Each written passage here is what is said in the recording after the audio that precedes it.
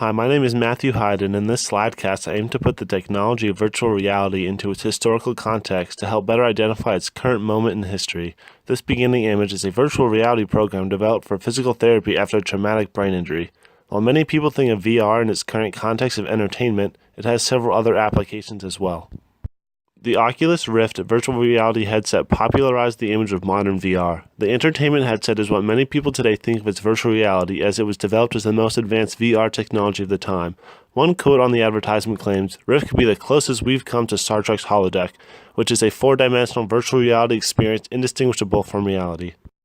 Another example of modern virtual reality can be found in the Disney World ride Soaring. The riders are suspended in the air and taken all around the world, with the popular tourist destinations entirely in their vision. Breezes and scents are also part of the experience. While the ride offers no interactivity, I can personally attest to the ride offering a great degree of immersion. Google Cardboard is a cheaper alternative for virtual reality.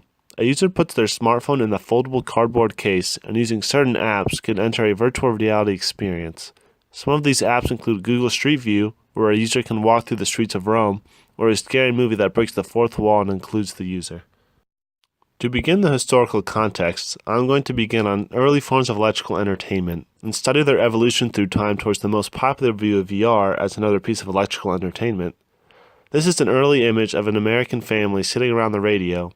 Radios were common in American homes beginning in the 1930s and 40s and were used for news as well as entertainment. Movies and cinema are also important pieces of entertainment that have been developing to the modern day. Movies can be seen as an early form of enveloping the viewer into a different world or reality. Although nothing of the experience is virtual, the cinema is an important piece to understand virtual reality today. Several movies and videos today are designed or adaptable for a fully immersive virtual reality display. Television, and especially color television, were crucial for bringing shows and cinematics into the household. While virtual reality experiences such as the Disney World ride Soaring are more similar to a cinema experience, other technologies such as Google Cardboard or the Oculus Rift can be enjoyed in the home. One of the first references to virtual reality lies in the 1933 novel titled The Man Who Awoke.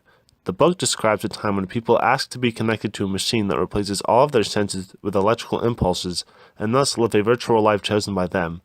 This early piece of science fiction was an interesting insight into true virtual reality that has not been achieved to this day. In the 1939 World's Fair in New York, a primitive piece of virtual reality technology was marketed as the Viewmaster. Many of you watching may have owned one of these stereoscopic visual simulators during your childhood, with reels containing pictures of nature or dinosaurs. While considered solely for entertainment, in World War II millions of Viewmasters were purchased by the U.S. government to help servicemen identify enemy planes and ships within shooting range. By 1962, a mechanical device titled the Sensorama was invented, containing 5 short films that engage with multiple senses, being sight, sound, smell, and touch. The Sensorama is one of the earliest technologies that was invented for a fully immersive alternative reality experience. As seen in the picture, the viewer is fully enveloped in the machine.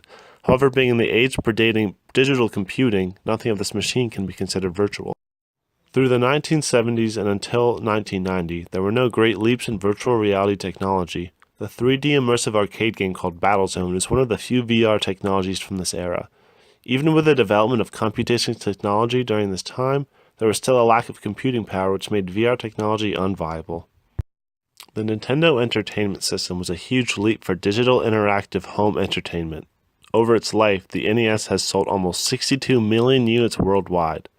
This piece of technology is an important milestone for interactive user experiences and inspired others to continue to develop the technology as well. In 1995, Nintendo even tried to cash in on the almost non-existent virtual reality market with their product titled the Virtual Boy. However, the issue of the lack of computing still subsisted from the decades prior. The Virtual Boy was a commercial failure due to unimpressive 3D effects, health concerns, and low-quality games. By the very start of the 21st century, several companies had entered the competition for dominance in interactive gaming. The major competitors included Sony, Microsoft, Nintendo, and Sega. To this day, all of these big-name companies except for Sega are still in the race and have been making strides towards virtual reality entertainment. Pictured here is Sony's product, PlayStation Virtual Reality. Today, this is one of the most technologically advanced forms of virtual reality available to the average consumer. Again, I can personally attest to the immersiveness and interactivity of the device. To avoid a presentist point of view, It is important to understand that this is not the pinnacle of VR technology, it is yet just another milestone. To distance the purpose of virtual reality as just for entertainment, here's an example of virtual reality being used for education in a virtual flight simulator that is used to train commercial pilots. Programs such as this are important in modern aviation and can simulate the cockpit and flight situations that pilots will need to be familiar with. Modern virtual reality is also used for military training exercises in the Army, Air Force, and the Navy. Pictured is a virtual reality parachute simulator which helps train for common exercises and conditions. The military also uses VR for medic training, battlefield simulation, and vehicle simulation, as well as for soldiers suffering from PTSD. The world of virtual reality is constantly changing. Without the lack of computational power that had originally limited us, VR can continue to develop as long as consumer markets deem it viable. Pictured is an experimental virtual reality technology that responds to touch and is not simply visual. The user can feel the shape of the objects presented in the simulation. To end this presentation on an optimistic note, the development of VR can lead us to safer and more successful procedures in the medical world. Practicing complicated procedures virtually is a much safer alternative than having to perform them on real subjects. The technology of virtual reality is constantly developing, and it will be interesting to see where it will take us in our lifetime.